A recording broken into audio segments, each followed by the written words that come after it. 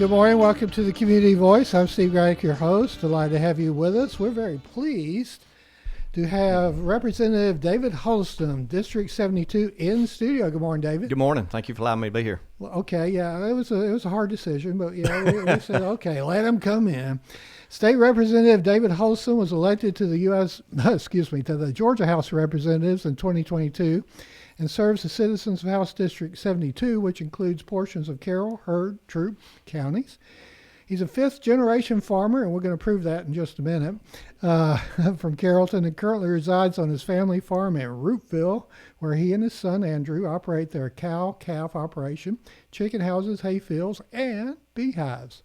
His greatest accomplishment is working alongside his son and passing down the knowledge, expertise, and drive it takes to be a farmer. As a state legislator, he is interested in legislation that would encourage small businesses and local economies, modernize law enforcement equipment, training, and techniques, as well as securing resources for local school districts in District 72. Furthermore, he seeks to support rural communities through legislation that would promote farming, agriculture, and enhancement initiatives such as broadband.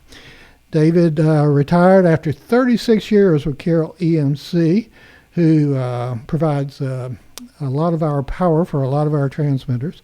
He's also a member of the National Cattlemen's Beef Association, president of the Carroll County Young Farmers Association. Past president.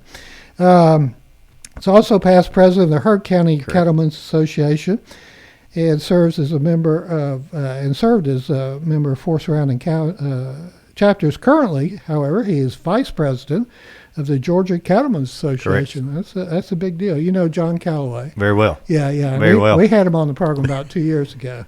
John and I go way back. He just recently got inducted into the Hall of Fame. Yeah. Absolutely. He's phenomenal. David works with the UGA extension offices covering 6 counties, 10 area FFAs, and 4-H programs. Okay, the committees he's on: Georgia House Agriculture and Consumer Affairs Committee, Georgia House Interstate Corporation Committee, Georgia House Rural Natural Resources and Environment Committee.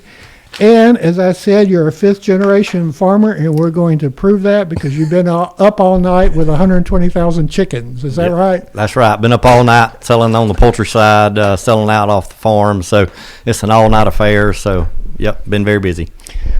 120,000 chickens. Yep, 4 houses, 30,000 per house. Correct. 30,000 per house. Correct. Are they pretty noisy? Not too bad. Not too bad. Like I said, it's a good opportunity for the farm to generate income, but like you said, it allows you other farming opportunities. So it ties very good hand in hand with cattle and the poultry, and along with the hay. So it utilizes all the resources that we have in the commodities. So it works out well.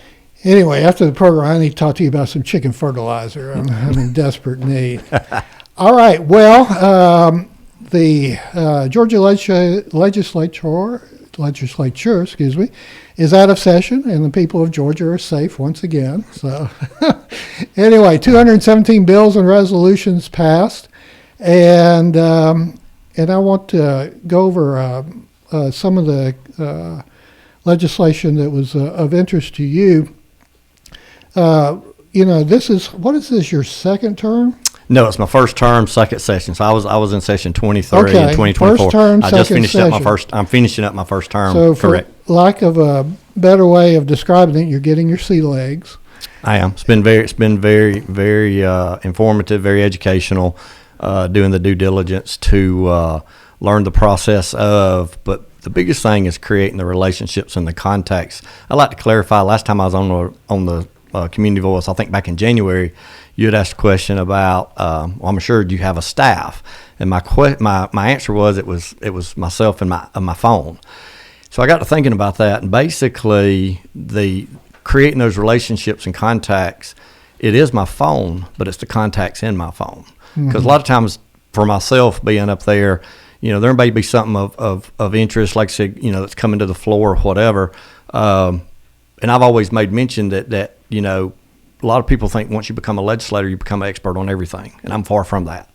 But what I can do is utilize those contacts to reach out to find the information needed, how it will impact our district. So basically, the folks in my phone become my staff that I can call at any time, and it's been very great within the relationships we've created. So I just want to clarify that. I think we all tend to think somebody in government is automatically an expert. And that's not I learn something every day, and I know I will continue learning to do a good job for the folks here at home. Well, back on, by the way, former, or soon to be, I guess, former or current state representative Jay Collins, the best of the best. This is his comment from Jay. He's posted on our Facebook Live. The best of the best, Representative David Huddleston. Well, I tell a lot of folks, and I always want to give that opportunity, knew Jay prior to going and being a legislator.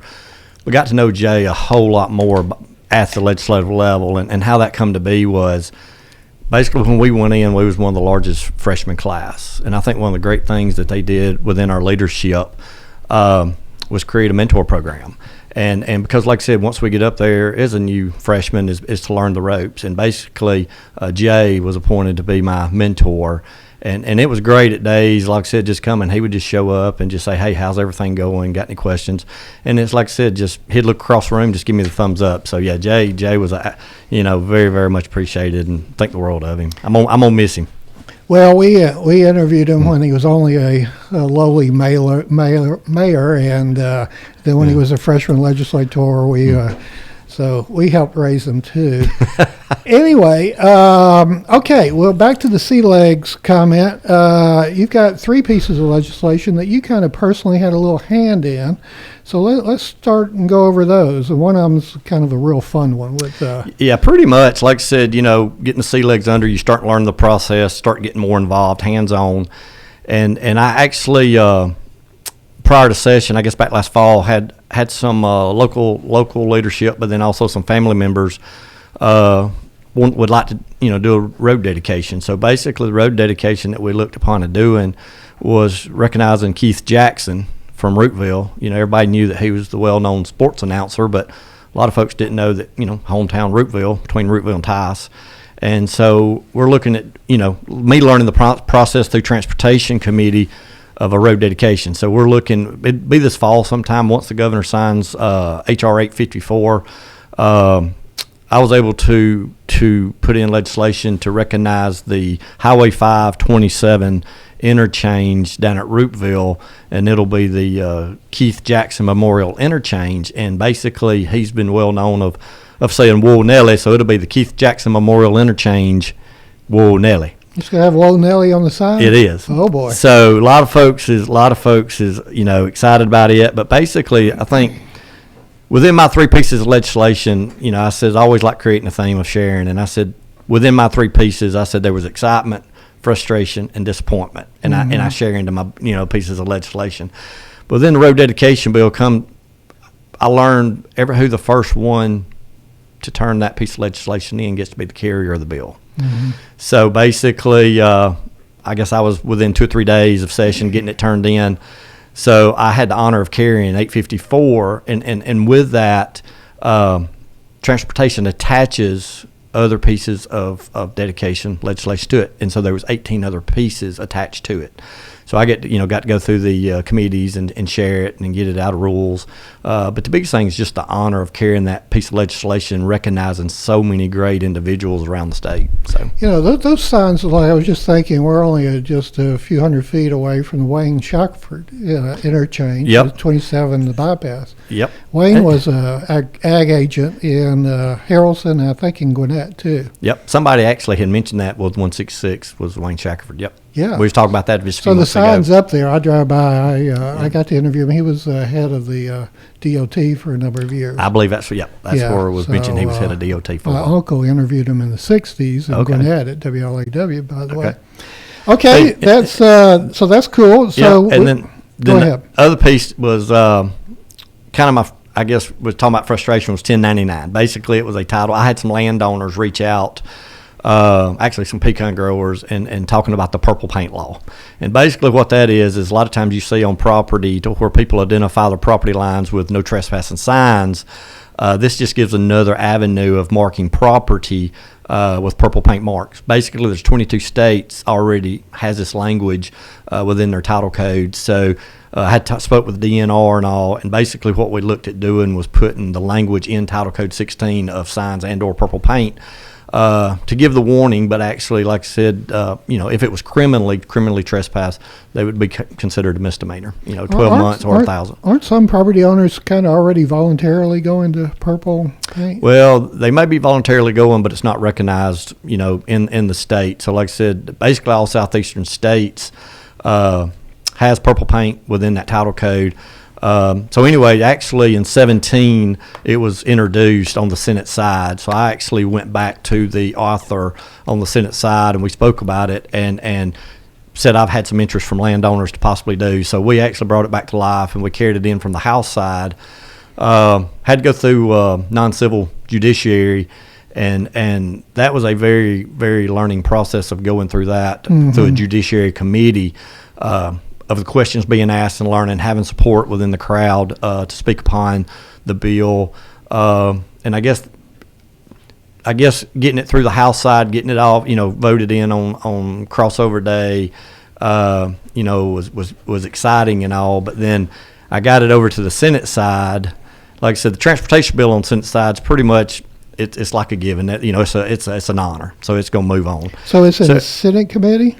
Basically, I had it in the Senate committee, went before the Judiciary Senate committee, and was not able to get it out of the committee. Basically, so it's still in the Judiciary committee. No, sir. It's actually, this is the second year biennial, so it pretty much it's gone. I didn't bring it for a vote because, like I said, I felt that if I'd brought it for a vote, it might be harder to bring back. So I actually, the chairman gave me the request of either bringing it to a vote or actually working on the language. So I said, well, let's work on the language. So I actually met with one of the senators that had a number of the questions, and hopefully we can meet with him over the summer and maybe come to some negotiation and bring it. Because like I said, it was very supported in the ag, through Farm Bureau, through the cattlemen's, through Ag Business Council, through the forestry. And basically what happens is a lot of times with these signs, they're very expensive. People, take them down, destroy them, that type of thing.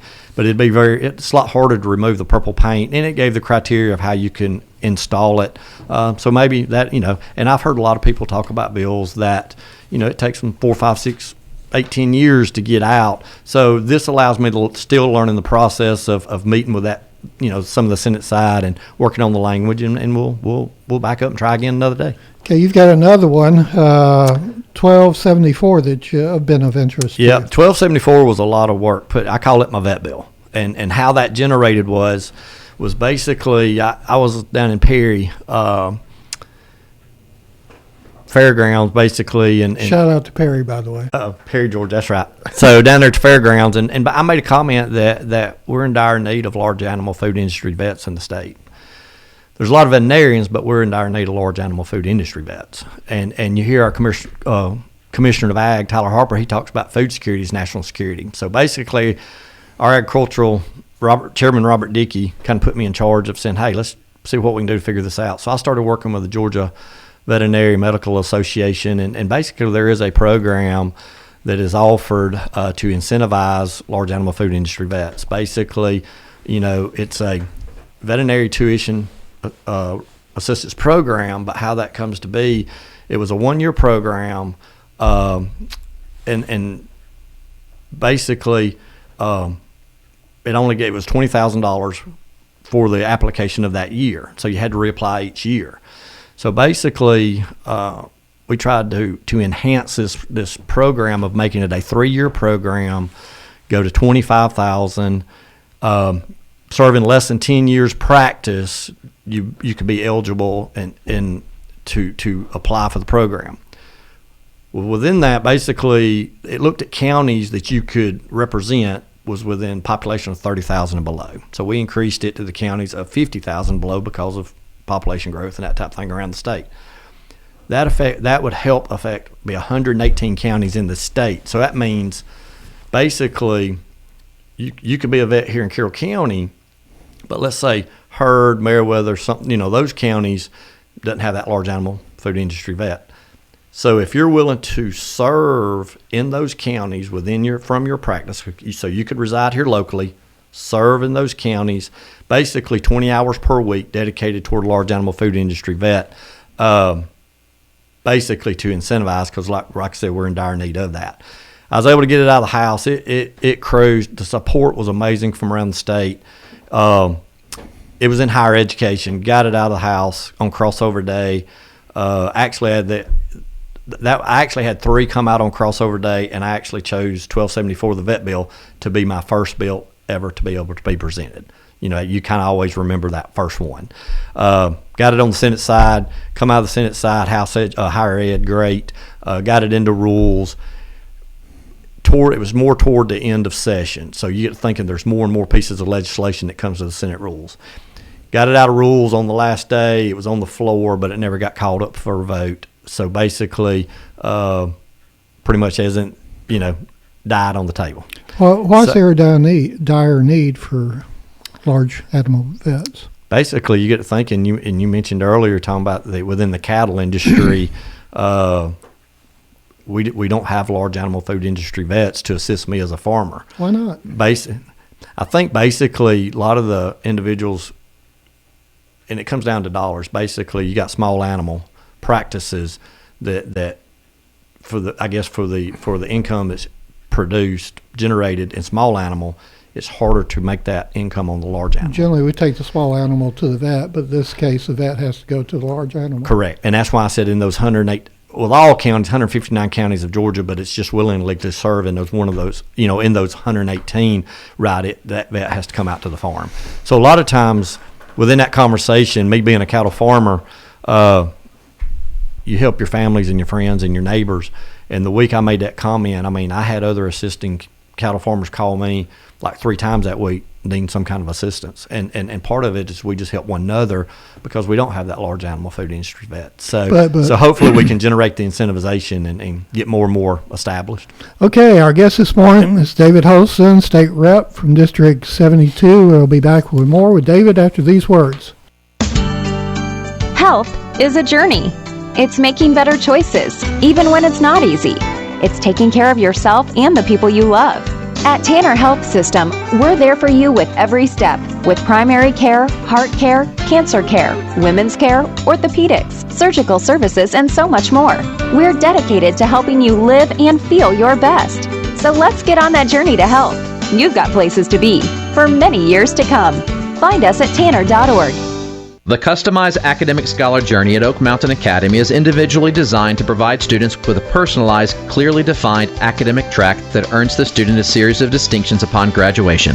This journey enables academically driven students to pursue a focused, rigorous course of study personalized to their wants and desires. I'm Patrick Uran, head of school, inviting you to journey with us on the mountain. For more information, visit us at oakmountain.us. Discover your journey at OMA. Prepare, explore, and achieve.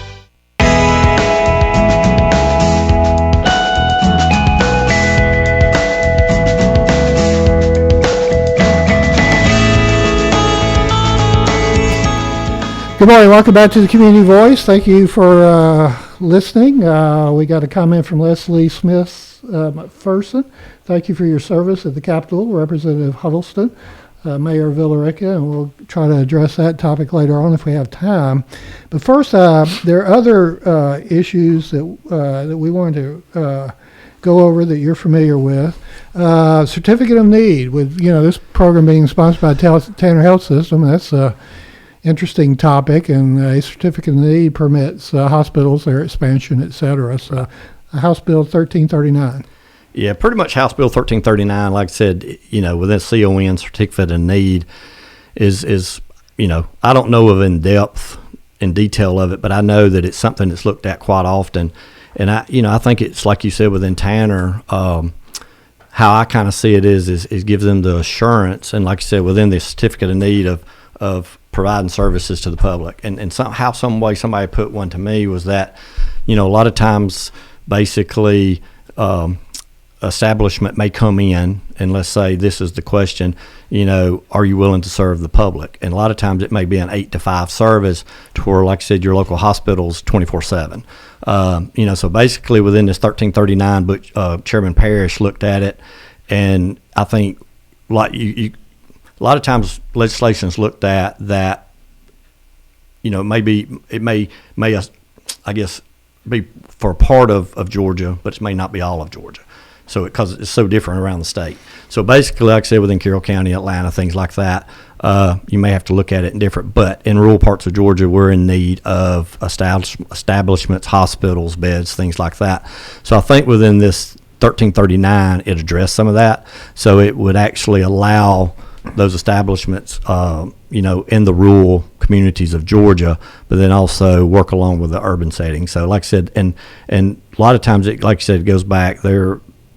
Within Tanner, there's some individuals that I've reached out to, and like I said, they've been great assistance in helping me to understand it even more. So, a topic that's gained a little traction over the last couple of years, and this is reflected in House Bill 420, is the foreign ownership of farmland, and particularly by countries that would be considered adversaries of the U.S. Where are we in that legislation? Yeah, I think it's 420 on Senate bill, because I know that Representative Perkle is doing one on the House side, but I think, like I said, the 420 made traction. Basically, what it's doing is looking at acquisition of farmland. A lot of times you hear folks talk about preservation of farmland, and we hear that all across the country of foreign entities of purchasing farmland, and you wonder why. And then a lot of times they're purchasing this farmland near military bases. Mm-hmm. So there's a lot of concern there and a lot of interest. So basically it can get into the details a little long, but basically, if you're a resident, within, I think, in the last 6 months of the 12 and that type thing, but if you choose to leave, basically you need to be a resident of Georgia to be able to say have ownership within that. So it just gives protection of the preservation of farmland to the landowner, and it goes back to the statement I made earlier of the Commissioner of Ag is food security is national security. So Tyler Harper. Yeah, we've had him on the program. So so basically it just gives those parameters and protections to preserve that farmland and the citizens of Georgia. One thing that seemingly is catching the attention of more people is homestead exemption. I think the number on that one's 1019. Can you give us kind of a little insight into homestead exemption from the? Yeah, basically, I've actually had some interest. People locally just I think excited about it. But Representative Matt Reeves brought this piece of legislation, and it creates a statewide homestead exemption forum certain ad valorem. And so basically what it does is to increase statewide homestead exemption from 2 to 4,000, provided that the owner resides in the home as their primary residence. So I think any time that you can save, your taxpayers and your citizens dollars, I think they're very, very appreciative of it. But like I said, it went well. About 10 years ago, thereabouts, we started getting more and more emphasis on waterways, creeks, et cetera, et cetera.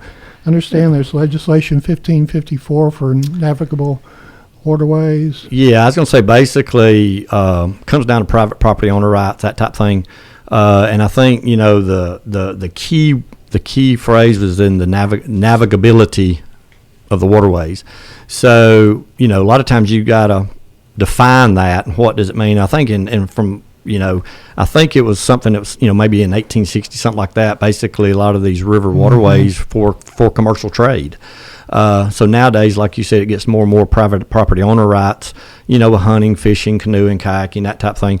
And so basically they've created I believe a study committee, probably travel around the state, have some, meeting with landowners, establishments, and then that way they can come back this coming legislative session and try to define that and put something into place to protect and represent everyone. We're going to take another break. Time is moving on, and we'll be back with more words from Representative David Huddleston after these words from our sponsors, Tanner Health System and Oak Mountain Academy. Health is a journey. It's making better choices, even when it's not easy. It's taking care of yourself and the people you love. At Tanner Health System, we're there for you with every step, with primary care, heart care, cancer care, women's care, orthopedics, surgical services, and so much more. We're dedicated to helping you live and feel your best. So let's get on that journey to health. you've got places to be for many years to come. Find us at tanner.org.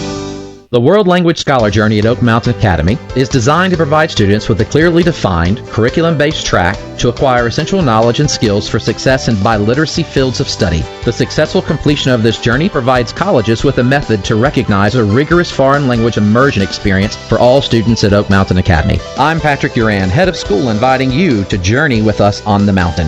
For more information, visit us at oakmountain.us. Discover your journey at OMA. Prepare, explore, and achieve.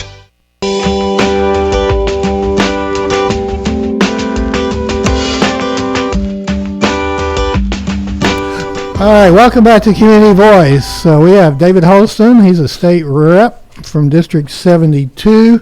We're talking about a lot of different pieces of legislation on this former past session, and we're going to run out of time, so we've got two more that we want to hit. You being a 36 years with Carroll EMC, this is an appropriate topic, utility workers. 1033, just additional protection for utility workers. Yeah, Chairman Rob Leverett brought this forth, working along with Georgia EMC, Utility Workers Protection Act. Basically, like I said, what this states is 1033 is the Utility Worker Protections Act, which adds enhanced penalties for protection of utility workers' harm while acting within the scope of their employment or while performing official duties. And it gives explanations and the parameters and the penalties for that. And basically, you get to thinking a lot of times, within these utilities, a lot of these utilities are on people's properties. And so, like I said, with understanding and easements and that type of thing, like within storm situations, basically you got to, you have to go on people's properties. Well, nowadays, I think with inflation, bills being paid, a lot of times there's tensions to be had, just having a frustrating day. So basically, like I said, it's just giving them the support, knowing that they're protected and hopefully deter any crimes committed. But I'll give you a quick example, and they used it. Chairman Leverett come to me and asked, back in my earlier days of EMC, I actually we did collections of power bills. So you may go out and do collections, so that could enhance danger there. But then I was going to say, one time I actually went to a place on the very north end of our system, and like I said, every meter is designated to a location. And basically, I had found a meter that had been removed from another location, installed into a location without authorization. And the gentleman at the time met me at the front porch and advised me and asked me not to remove that meter, but actually had a weapon at the time. So I just go back and call, and they bring in the local sheriff and our utility workers and remove it and take care of it. And back in the day, it's just basically not do it again. But now it creates those penalties for something like that occurring. So I actually got to experience that during my earlier days working at EMC. So I'm glad to be a part. I think I was one of the signers on it, co-sponsors. So yeah, glad it come through. So shout out to all our utility workers. Shout out to all of them. I'm gonna tell you, but it's just like I said, for the 36 years I spent there. Like I said, with all these storms and the reliability of service and that type of thing, I'm gonna give all these individuals credit, gentlemen and ladies, inside and out, because a lot of times when these storms do occur, it doesn't matter. It could be gas, water, power. But my end from the power side, there was many days that we left our families and our homes to go provide services for our customers. Our gratitude to State Representative David Huddleston for coming in this morning. He'll be back Friday week, and we're going to talk not about the state legislature, but about agriculture exclusively. So I'm looking forward to that. If people want to get in touch with you real quick, David, how should they go about it? Like I said, basically my number is 404-535-1110, and my house email is david.huddleston@house.ga.gov. Thank you for listening. Thank you to our sponsors. Go out and make it a great day. You're in tune to WLBB Carrollton.